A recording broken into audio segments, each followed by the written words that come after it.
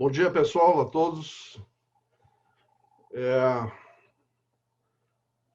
No domingo passado, ao introduzirmos o assunto das bem-aventuranças, nós fizemos uma série de reflexões na sua introdução, chamando a atenção para o fato de que nos parece, pelo menos, de que o conhecimento, o entendimento e aplicação das bem-aventuranças é alguma coisa que não é muito ventilada no nosso meio cristão. É a minha percepção, posso estar errado, mas como se trata de um assunto de extrema relevância, até porque Jesus iniciou seu ministério praticamente falando disso, né?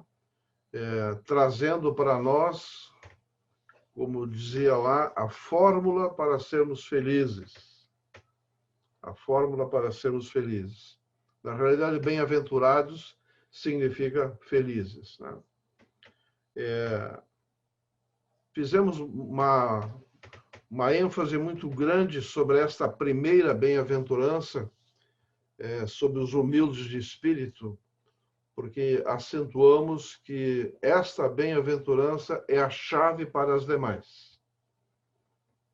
Vivenciar as bem-aventuranças só pode ser realizada com a atuação do Espírito Santo em nós, porque é uma atitude, é uma atividade, é um desenvolvimento no nível sobrenatural. O nosso natural não é capaz de implementar aquilo que as bem-aventuranças preconizam para nós. E não sem razão, portanto, que começa com humildade, ou seja, o eu domado, o eu submisso, o eu entregue para o Senhor, para que o Espírito Santo possa atuar através de nós, nos dar o mesmo sentimento que houve em Cristo Jesus, as mesmas intenções, os mesmos propósitos. Eu sugeriria que, na medida que vocês possam, releiam de novo aquilo que está, inclusive, gravado, que é a introdução. Né? O que se espera de aprender, de reter, ao estudarmos de novo as bem-aventuranças. Hoje nós, não, antes disso, vamos chamar atenção para nós aqui de como é que nós concluímos a aula anterior, né, com as conclusões. Acentuamos que ser humilde de espírito é compreender que nada somos sem Deus, que nada temos que Deus não tenha nos dado e que dependemos da sua misericórdia e graça. São princípios basilares, né, da nossa fé.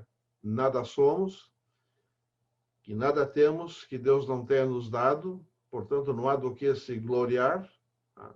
É tudo graça e misericórdia. E que dependemos da sua misericórdia e graça. Esses pilares precisam estar permanentemente na nossa memória, tá? Porque isso nos manterá humildes. Lembrando, o que o Senhor disse? O Senhor disse que Ele habita em alto e santo lugar, mas também habita no contrito e abatido de espírito, para vivificar o coração dos contritos. A base para Deus atuar com nós, através de nós, é esse espírito de humildade, né? Tudo é dele, tudo é para ele, tudo é para a glória dele, né? Então, o que o Senhor espera de nós? Que seus filhos manifestem em suas vidas, aqui e agora, o fruto do Espírito, virtudes indispensáveis para aqueles que herdam o reino dos céus. Nós acentuamos aqui uma verdade, esse paralelo que existe entre as bem-aventuranças e as características que são reveladas pelo fruto do Espírito. Há uma conexão. Ambas têm uma base comum, um denominador comum, que é a humildade, que é a submissão, que é a entrega da vida para que Deus possa atuar através de nós. Quer dizer, o fruto do Espírito só vai aparecer na nossa vida se nós estivermos absolutamente submissos ao Senhor. Então, aquilo que nós estivermos produzindo, na realidade, quem estará produzindo através de nós é o Espírito Santo, que é o nível sobrenatural da nossa atuação. Então, que a implementação dessas bem-aventuranças serve como canal para a manifestação do Espírito Santo. Essas são as questões básicas, conclusivas, que nós tiramos da última lição. Vamos para a segunda bem-aventurança. Os que choram, porque serão consolados. Vamos esclarecer desde logo que os bem-aventurados não são os chorões, né? Fazendo uma brincadeira aqui, né? O que significa essa expressão de Jesus, os que choram? Choram pelo quê? Para quê? Né? Que paradoxo, então, é este? Felizes os que choram. Como na humildade de espírito, aqui, esta bem-aventurança também é uma qualidade espiritual. É uma manifestação que vem da influência do Espírito Santo em nós, da atuação dele em nós, nos faz ver coisas que no nosso natural não enxergaríamos. Então, esse chorar aqui que a bem-aventurança fala, não é pelas nossas tristezas naturais, não. Esse chorar não é por qualquer tristeza também. É um chorar especial. Então, que choro é este, afinal? Nós encontramos em Jesus um episódio, na realidade, 2 episódios, que nos ajuda a entender o que representa esse chorar. É esse lamento que está lá em Mateus 23, 37, quando ele olha para Jerusalém e diz: quantas vezes, né, eu quis te reunir, né, esse povo como pintinhos debaixo de uma galinha, das asas de uma galinha, e proteger vocês. Ele está lamentando uma resistência, uma não inclinação do povo para as coisas de Deus, né? E, finalmente, em 19:41, o choro de Jesus. Chorou por causa do pecado, por causa dos pecadores.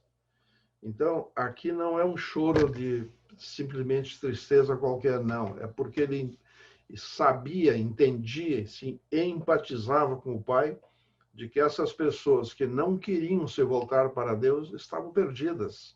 O destino delas era terrível. E ele chorou por isso. Chorou. O conceito do que é o pecado e o conceito da verdadeira alegria nos ajuda a compreender o que é o choro espiritual. O conceito do que é o pecado e o conceito da verdadeira alegria. Se você pergunta para alguma pessoa que não faz parte da igreja o que é o pecado, ela vai te dar N definições, algumas até hilariantes, entende? Outras que revela que não sabe nada a respeito do que significa o pecado para Deus. Nós precisamos ter uma compreensão absoluta do que significa pecado para Deus. Então, começamos dizendo que não pode haver uma real alegria antes do entendimento e do reconhecimento do pecado. Logo que eu cheguei a Conde, em 1972, eu ainda não era convertido, tinha um membro da igreja, um irmão muito querido depois, que volta e meia me perguntava: você é feliz? Eu digo: nossa, como assim? Você é feliz? E eu não sabia o que responder, entende? Por que eu deveria ou não deveria ser feliz? Eu sou, entende? Eu sou, pronto, entendeu? Na realidade, eu não estava compreendendo coisa nenhuma, entende? A respeito da verdadeira alegria. E ele me provocava daquela maneira sem me explicar. E foi, vamos dizer, entre aspas, me importunando com aquilo, até que um dia eu entendi o que ele estava falando, entendeu? E nós também temos que nos perguntar hoje: afinal, eu sou feliz? Você é feliz? Por que tu é feliz? Por que tu não é feliz? O que te faz feliz? Ah, uma porção de coisas. Não. Tem algumas coisas básicas que vão te levar a ser feliz permanentemente, independente da circunstância. É isso que nós queremos ver nessa bem-aventurança. Então, pecado, compreendendo bem, né? É tudo o que contraria a natureza de Deus. E aí você tem um leque enorme, entende? Para você compreender isso, então tem que entender qual é a natureza de Deus. É levar o pecador a entender qual é a natureza de Deus. A santidade dele é um ser maravilhoso que não consegue conviver com nada que não combine com a santidade dele. E aí os mínimos detalhes. E tudo aquilo que ofende a ele. Compreender bem isso vai nos conduzir, eu posso dizer que isso aqui é o aio que nos conduz à compreensão da verdadeira alegria. Então, quem ama a Deus tem que sentir tristeza quando o magoa. É o princípio básico do arrependimento. Se não há essa tristeza, é simplesmente assim, pequei, perdão, senhor, tá, tudo, banalizar o perdão. Não. Eu magoei uma pessoa fantástica, maravilhosa, indescritível, incomparável, que não merece isso. Eu preciso sentir essa tristeza. Mas nós estamos falando de alegria, sim, mas precisamos passar por isso, para que possamos usufruir efetivamente a alegria. Né? A tristeza leva ao lamento, e este ao choro do arrependimento. Eu lamento que magoou a Deus, eu choro, entende? É o choro do arrependimento. Não quero fazer isso. Se isso não for feito com profundidade, logo em seguida eu estarei fazendo de novo a mesma coisa. Não é só ter cometido um pecado, é ter magoado um ser fantástico. Essa é a ideia, né? Então, o arrependimento que leva o arrependido a exclamar é isso aqui. Dizer, eu ofendi a Deus, não devia ter feito isso, não farei novamente, aqui é decisão, é importante isso, porque Deus não merece isso, eu o amo.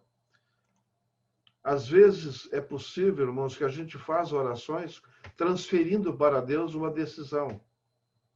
Isso aqui, não farei novamente, não é algo que Deus vai fazer, é nós que temos que fazer.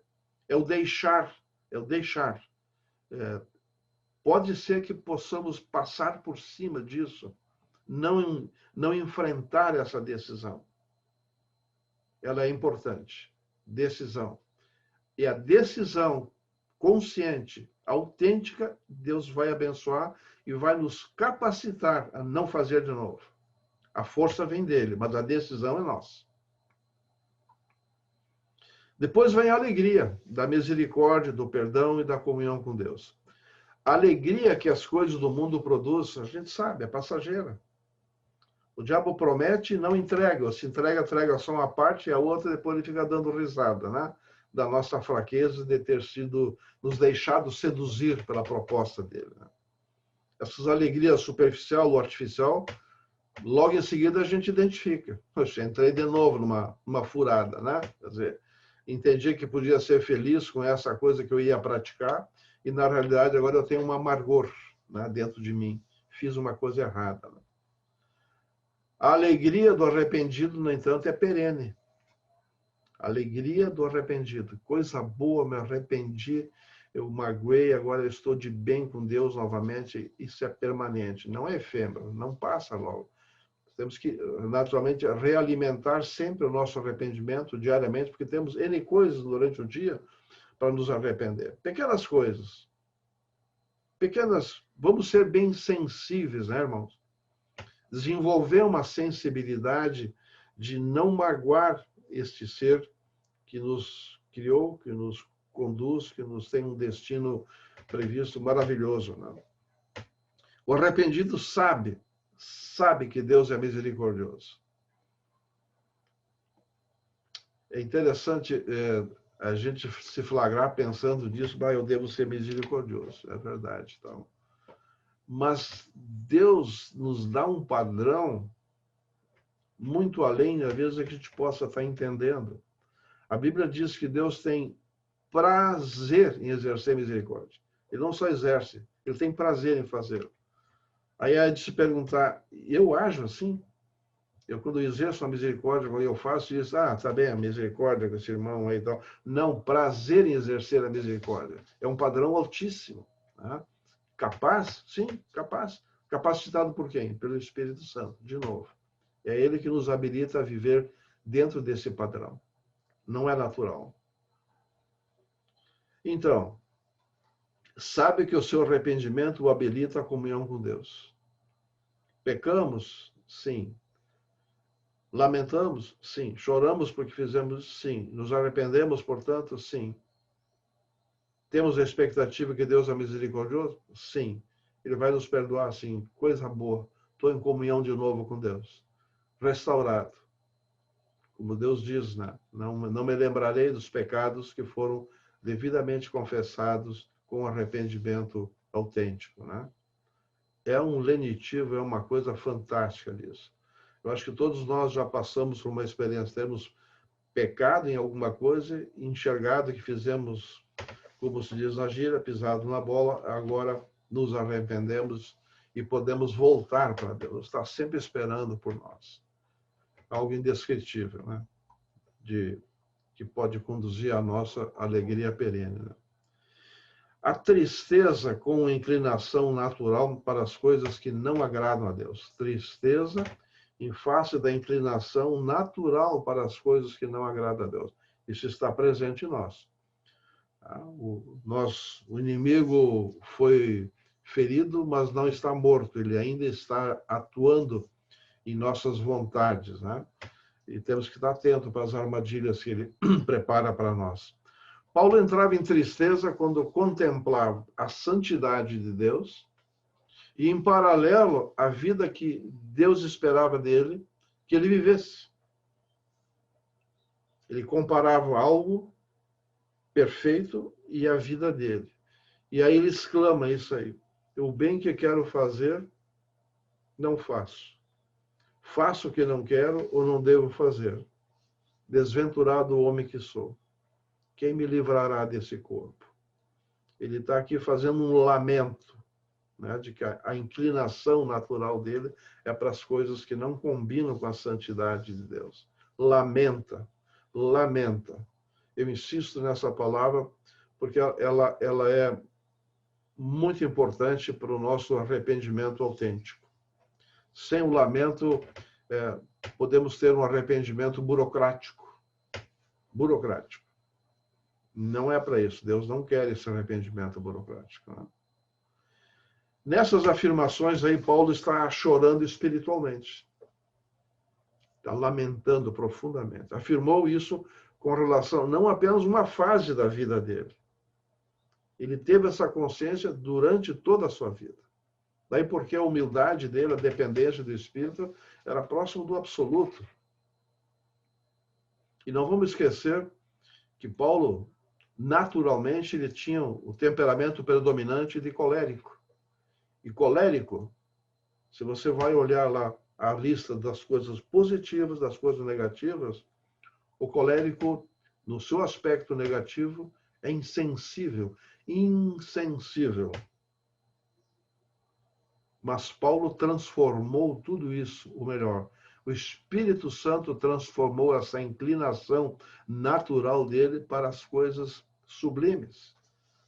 Dá para perceber em todas as cartas de Paulo uma sensibilidade, um desejo de cuidar dos irmãos, de edificar os irmãos, a ponto de um momento tão desesperado ele estava que queria trocar, inclusive, a salvação dele pela salvação dos irmãos. Olha a intensidade da preocupação, do amor dele, né, para com o seu semelhante, né? Vamos lá. Felicidade após o choro espiritual. Depois do arrependimento, do lamento, do choro, né? Quem não dedica tempo para se confrontar com Deus, para olhar para dentro de si, para ver como realmente é, como está, assim como Paulo fez, não poderá ser feliz. Mas por quê?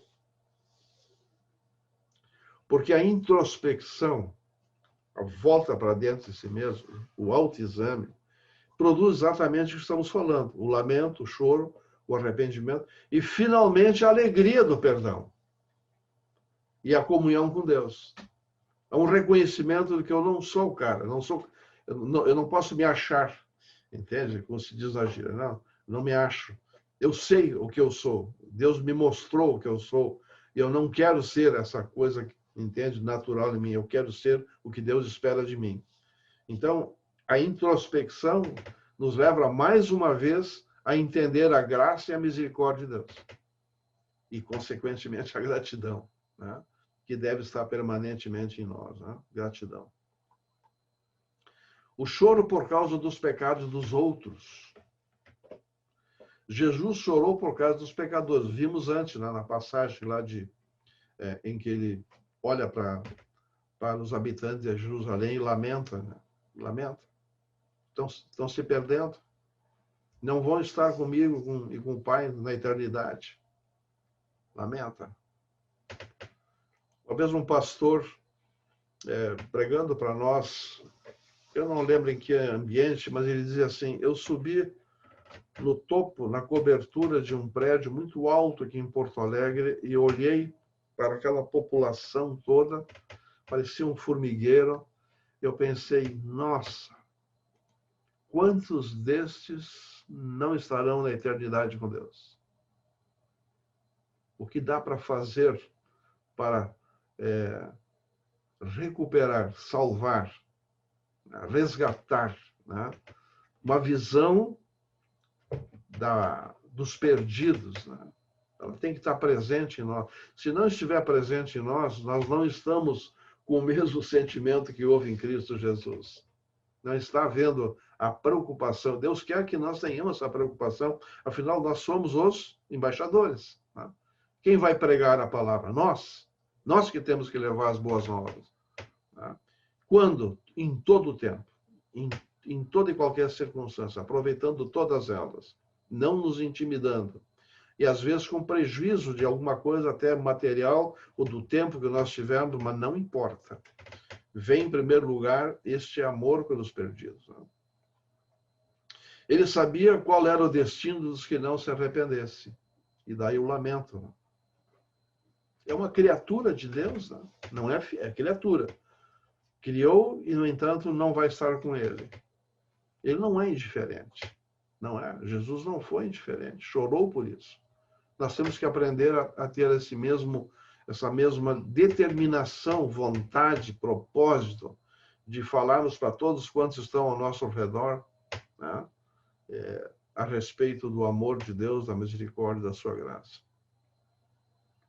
Jesus tinha a mesma, então, preocupação do Pai. Isto é, que todos conhecessem a salvação. Para isso ele veio, né? E para isso ele se tornou sacrifício. Né? Os filhos de Deus devem olhar para os pecadores com, então, os mesmos olhos que Deus olha. Com preocupação pelo seu destino, com intercessão, com dedicação e doação. Nós devíamos ter nas nossas anotações, no nosso diário, uma folha, papel, coisa parecida, uma lista de pessoas que estão ao nosso redor, convivem conosco, entende? Ou outras oportunidades que Deus nos dá, e orar incessantemente por essas pessoas. Porque se nós convivemos com elas, talvez não tenha outras pessoas cristãs que vão conviver e que possam alertá-las. Se eu não falar e ninguém falar, para onde elas vão? É uma preocupação. Nós temos que ter. Isso é parente, amigos, colegas, chefes, sei lá, entendeu? Clientes, fornecedores, enfim. Toda e qualquer pessoa com quem nós convivemos. Deus nos colocou junto com essas pessoas, deve ter um propósito. Podemos pensar assim. Né? Resumo, então, desta bem-aventurança. Né? Muito resumido, evidentemente. Né?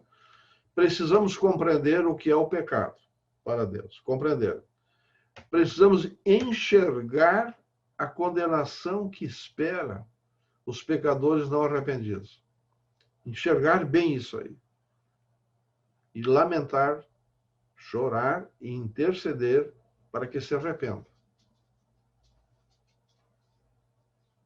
Quem chora por causa de sua tendência, agora consigo mesmo, da sua tendência pecaminosa, nós sabemos que alguns de nós temos mais ou menos fraqueza do que outros. Tá? Em um dado momento, alguém disse para mim, né? Eu tenho essa inclinação, entendeu? E é horrível, eu não consigo vencer. Eu fiquei pensando, caramba, como é que ele vai vencer isso, a não ser com a capacitação que o Espírito Santo pode lhe dar? Porque é tão forte que ele não vai conseguir vencer isso. E essa é a compreensão que nós temos que ter. Nós não vamos vencer as tendências pecaminosas na força do nosso braço. É na força, na capacitação, na influência do poder do Espírito Santo em nós.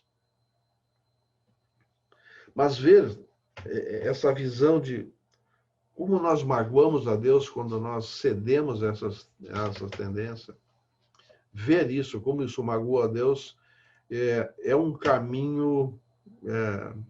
É um caminho de volta, é um começo. Né? Perceber, não é só ficar centrado no prazer e no fato que eu vou ter que ceder, ou melhor, resistir a esse prazer pecaminoso.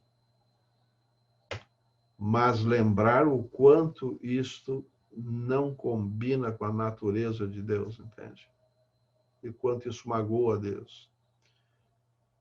Isso já é um começo para a submissão, para a entrega, para deixar que o Espírito Santo nos capacite. Né? Quando eu começo a chorar por isso, eu estou ao caminho de volta para Deus. Não há como chegar à verdadeira alegria antes de passar pela tristeza com o nosso pecado. É uma passagem necessária. Precisa haver o reconhecimento, né? De qual é o nosso estado, tá? Perante Deus. Né? Enfim, pelo choro do nosso arrependimento. Né? O arrependido experimentará o gozo do perdão, e, consequentemente, da comunhão com Deus. Então, nenhuma tristeza e sofrimento roubará a sua alegria. Você pode estar tendo essa experiência, pode ter tido essa experiência, você pode ter visto essa experiência em outros irmãos que estão passando por dificuldades, ou passaram por dificuldades, e, no entanto, não foi roubada a alegria dele, por causa da sua intimidade, da sua comunhão com o Senhor. Esse é o nosso desafio. A verdadeira alegria, que é essa comunhão intensa, autêntica com Deus, ela vamos chamar isso, estamos nos blindando contra qualquer outra situação que possa querer roubar essa alegria. É essa alegria que nós temos que buscar. Então, aquele meu amigo e depois irmão que me perguntava, tu é feliz? Eu não sabia o que responder. Hoje pela graça de Deus, eu posso entender isto assim. A verdadeira alegria só vem depois do reconhecimento do nosso estado de coisas perante a santidade de Deus. Né? O consolo, então, do que chora é o perdão, a restauração e a comunhão com Deus permanente. Essa alegria ninguém consegue roubar. Tem pessoas que passam por doenças prolongadas, por perdas relevantes na vida e, no entanto, se mantêm firmes. Uma ocasião, um irmão, um pastor muito querido de todos, perdeu seu filho no acidente. E eu pensei, caramba, e agora? Um jovem na flor da idade, menino queridão, assim, entende? Como é que ele vai reagir? Reagiu como Jó. Né? O Senhor me deu, o Senhor o tirou. Seja bendito o nome do Senhor. Naturalmente que uma atitude como esta traz uma credencial para um irmão desse que nos causa muito respeito, né, e admiração. Mas é o que Deus quer de nós.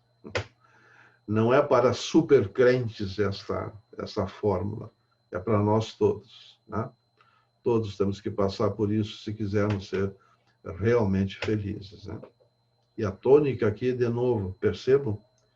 é a humildade, é o reconhecimento do que somos e do que precisamos de Deus. Não tem outro caminho, é esse mesmo. Tá? Ok, nós temos ainda um tempo. Vamos ver mais este ponto aqui ainda do choro, né? Eu chamo isso aqui do perfil de quem chora espiritualmente.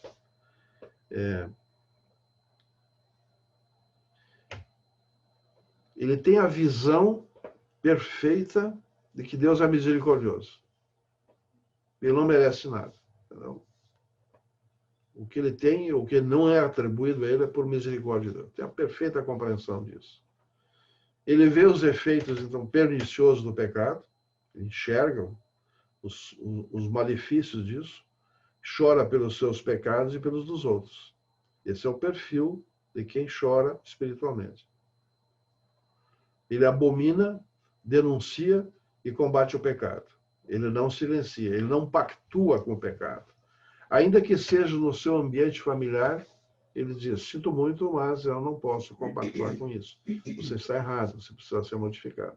O silêncio, aquele do tipo assim, não vou me incomodar, não vou falar para o meu amigo, não vou me incomodar. Vai se incomodar sim.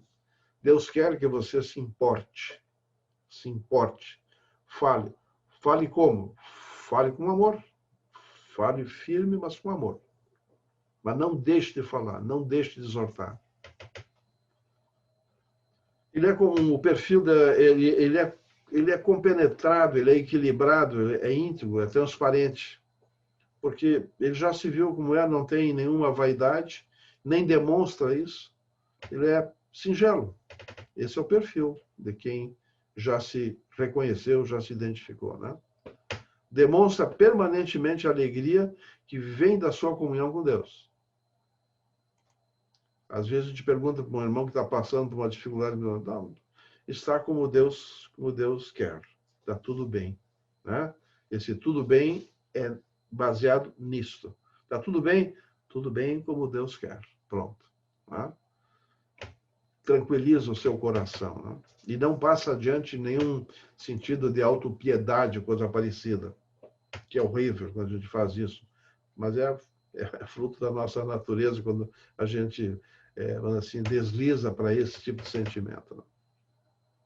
Enfim, ele revela nas suas ações sua profunda compreensão do que é o pecado para Deus, o quanto isso magoa. E é um ostensivo posicionamento ao lado de Deus. Tem um ostensivo posicionamento ao lado de Deus. Esse é o perfil de quem chora espiritualmente.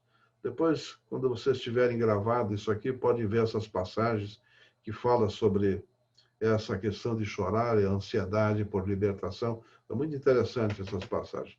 Não vamos verticalizar isso agora porque não teríamos tempo. Eu quero avançar um pouquinho com vocês na terceira bem-aventurança. Eu sei que é bastante exaustivo isso, mas o que vamos fazer? Só temos 1 hora por semana, então precisamos aproveitar. E é uma quantidade enorme de bem-aventuranças que a gente quer vencer nesses 4 domingos. Né? Os mansos. Quem são os mansos?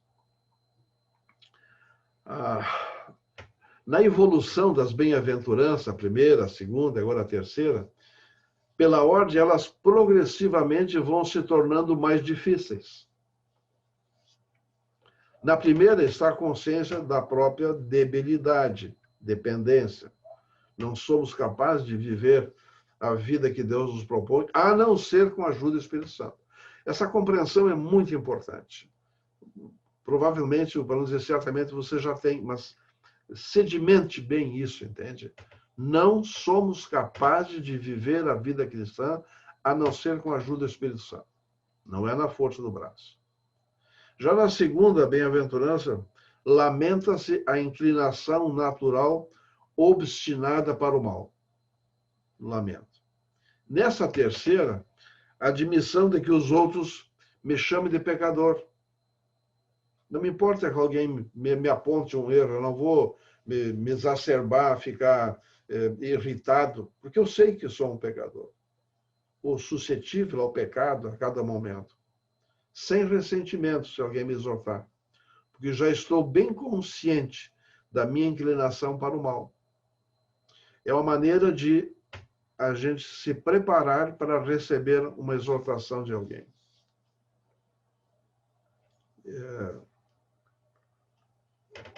Já falei isso em uma outra ocasião, de que numa aula de escola dominical, bem lá no passado, o professor disse que nós devíamos praticar a exortação.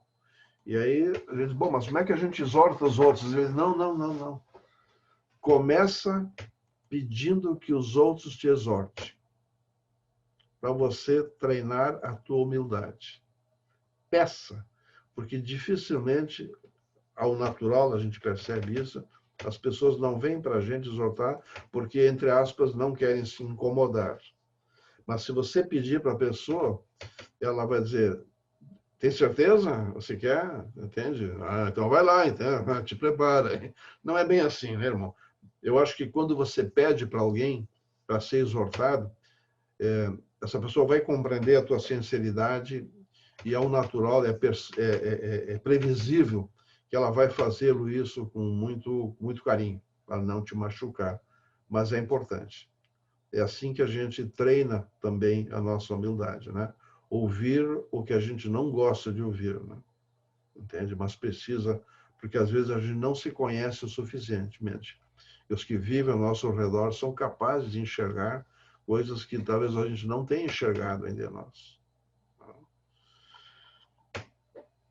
A mansidão, então, não é natural, como as outras bem-aventuranças. Ela é produzida pela atuação do Espírito Santo.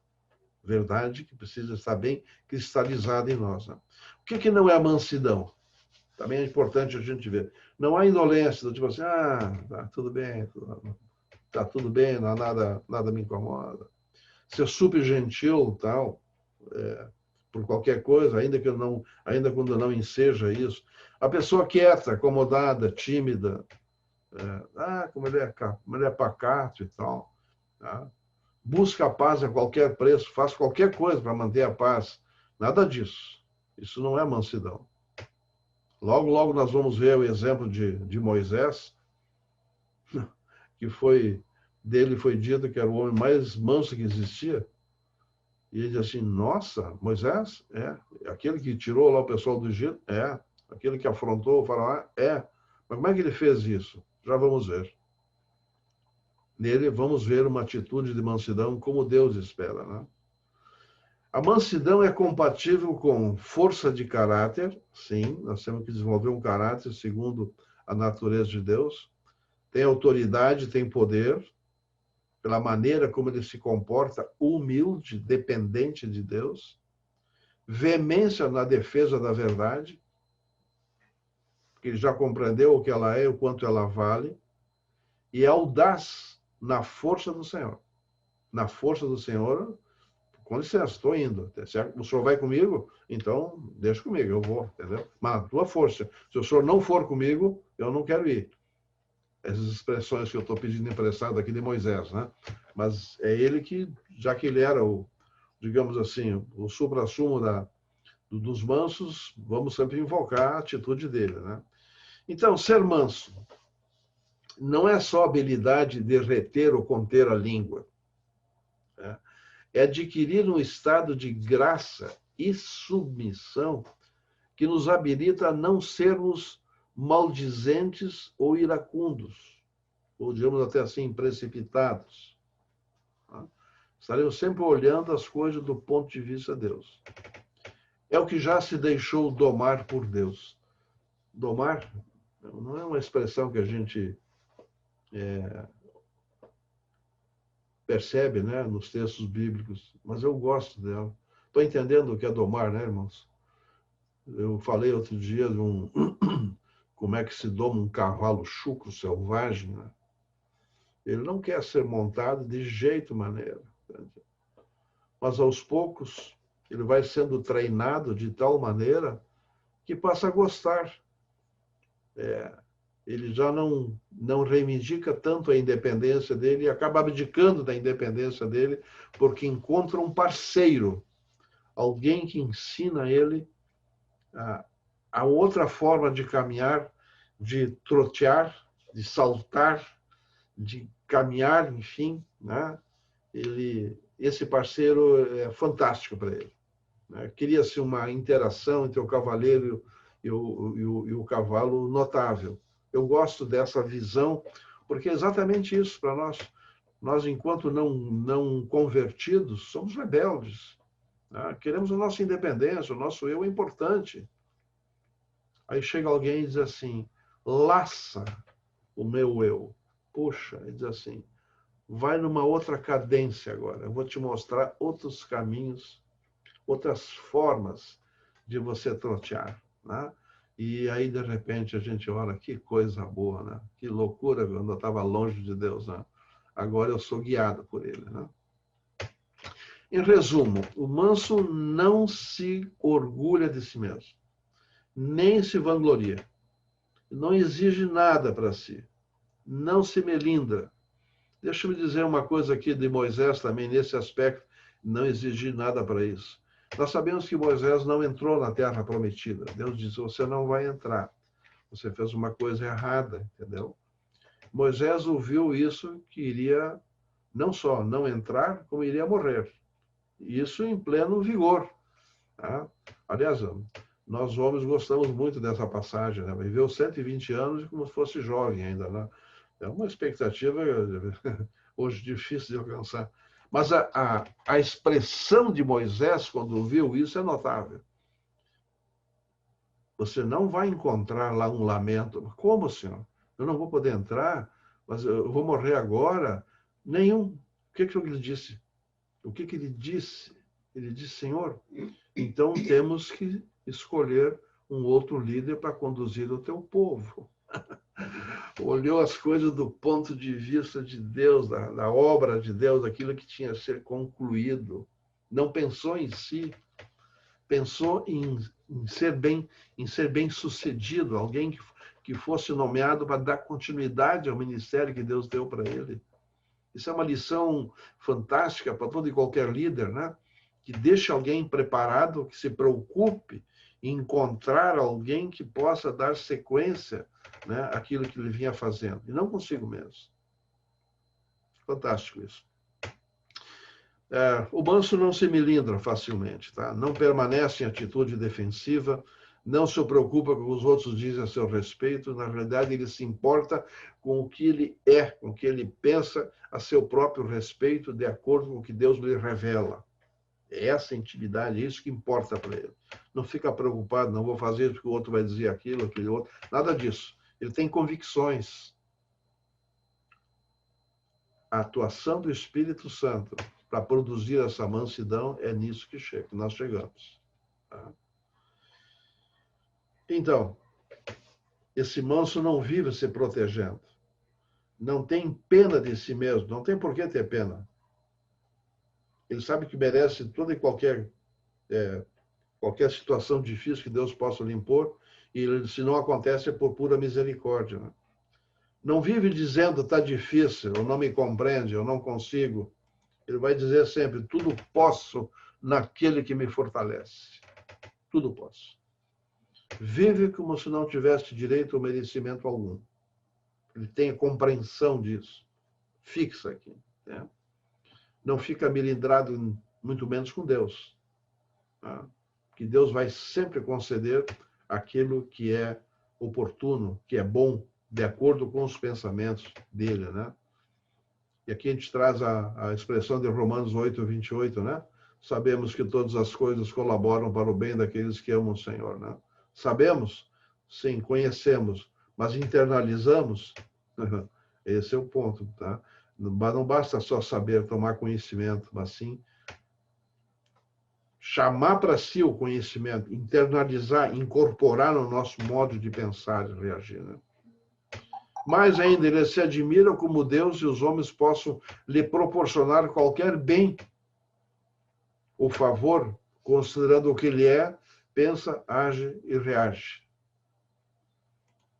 Aqui tem alguma expressão bem humana que diz mais ou menos o seguinte sobre a amizade, né? Essa pessoa mantém amizade comigo, apesar de saber o que eu sou, como sou. Ou seja, um amigo que não olha apenas pelos meus defeitos, me olha como um todo, aprecia o que é positivo, não concorda com o que é negativo, me fala, mas ele continua meu amigo, não obstante eu ser o que sou. Né? Deus age conosco assim, se ele agisse diferente, ai de nós. Né? Ele vai tendo misericórdia, estendendo, nós não podemos abusar, né?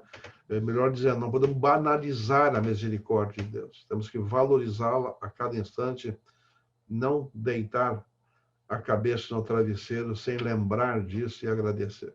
Isso é grato a Deus, né? Deixa-se ensinar e é paciente e longânimo. Exemplos de mansidão. Aqui tem vários. Estamos em cima do laço, não vamos poder ver todos, mas vamos lá. Abraão e Ló. Né? Abraão tinha um comando da sua vida e do seu sobrinho, no entanto, ele deixou Ló escolher para onde ele queria ir. Para a direita ou para a esquerda, assim, escolha, depois eu pego a minha parte. Um exemplo de mansidão, de humildade. Né? Moisés é dito que era muito manso, mais do que todos os homens que havia na terra. Valente, audaz, perante o faraó, sim. Mas ele disse para o Senhor, se a tua presença não for comigo, não me faça sair desse lugar. Quer dizer, está me nomeando, deixa comigo. Não. Eu sei que eu não sou capaz. Reconhecimento. Agora, se tu fores comigo, então sim, eu poderia fazer aquilo que o Senhor está me determinando. Né? Davi, é impressionante, ele sabia que seria o próximo rei, no entanto, suportou com paciência todas as perseguições que Saul lhe impôs. Respeitou e mais, é incrível, quando Saul foi morto, ele chorou. Chorou que o ungido do Senhor tinha sido morto, entendeu? Ele não festejou que agora ele era rei. O que significa isso? Olhar as coisas do ponto de vista de Deus. Como que a gente faz isso? Só com o auxílio do Espírito Santo. A nossa natureza não é inclinada para isso. Jeremias, impopular, da sua mensagem que lhe foi pedida por Deus para pregar, suportou ofensas, desonras, mas pregando para agradar a Deus. Não importava o que ele estava sofrendo. Ele queria que as coisas de Deus que Deus queria chegasse ao povo. Né? Estevão, nem se fala, apedrejando, sendo apedrejado, orava pelos seus apedrejadores. Né? Paulo sofreu perseguições, difamações de tudo que é tipo, inclusive nas igrejas dos seus irmãos, mas não recuou. Por quê?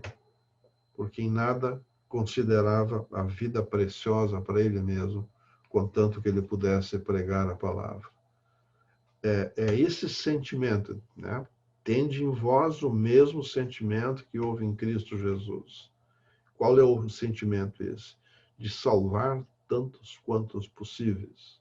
Porque esta é a vontade de Deus. Mesmo sentimento. Jesus, é o supra-exemplo, né? Sofreu escárnios, sarcasmo, perseguições, maus tratos, prisão, morte. Mas manteve-se submisso ao Pai. Era igual ao Pai, mas não comportou-se como servo. Mas comportou-se como servo. Entregava tudo ao Pai, sabendo que é Ele que julga todas as coisas retamente. Irmãos, o padrão é muito profundo. Mas Deus não podia pedir nada menos para nós. Mas o que Ele pede, Ele nos capacita. A compreensão é essa, assim, mas eu não posso fazer isso. Pode, você não pode, mas o Espírito Santo pode. Sempre essa compreensão é importante. As bem-aventuranças é para isso. Você quer ser feliz? Você vai ser feliz. Jesus disse, eu vim para que tenham vida e tenham vida em abundância. Vocês terão essa vida, mas com o auxílio do Espírito que eu vou mandar para vocês. E aí nós somos indesculpáveis. Mas Satanás e seus asseclas estão sempre nos sugerindo que nós não somos capazes. Para com isso, não faz isso. Para que te sacrificar dessa maneira? Vai pelo meu caminho, que tem algumas coisas boas que eu posso te prometer. Mentira, né? Nós sabemos que tudo é efêmero, né? Promete e não entrega, ou entrega parcialmente e entrega, às vezes, com uma dose enorme de amargura e de arrependimento. Chegamos ao fim aqui dessa bem-aventurança também. Aqui algumas promessas, os herdeiros, que podemos olhar depois com mais tranquilidade as passagens.